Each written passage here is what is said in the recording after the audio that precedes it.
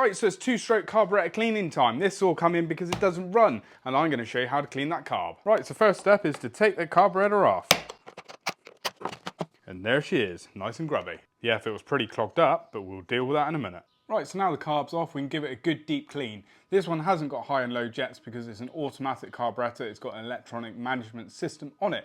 It's fitted to the STIHL MS241. So I was finding using a nice clean rag is the best preparation for stripping apart a carburetor. It means nothing when you take it apart, it's going to roll about.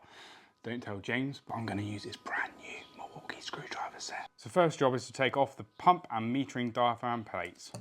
And then you can see the gaskets. Now just a quick top tip, I would say as you take things off, group them up. So those 4 screws go with that, obviously that screw goes with that, and that's the gaskets and diaphragm for this type of plate. Next off, take off any extra ancillaries, just like this electronic set on this carb. And then you can take off your needle and lever.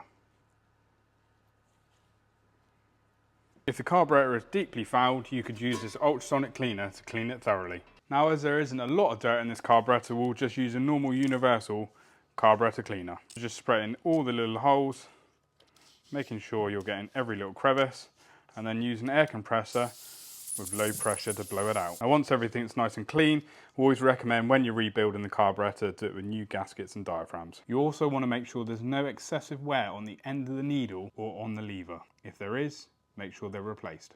So when you're fitting your new needle and lever, make sure they're seated correctly. Check the carburetor model and use a Zama tool to get the seating correct. So on this model of carburetor, it should just literally brush that plate.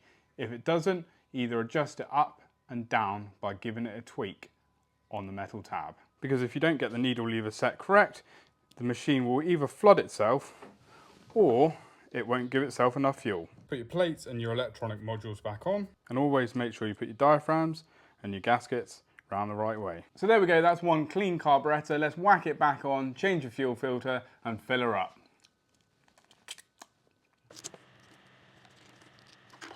Put your clean air filter back on. So when you're repairing machines with fuel related issues, always fill it up with fresh fuel or something like this Aspen 2T that won't give you any problems. And let's go and fire it up.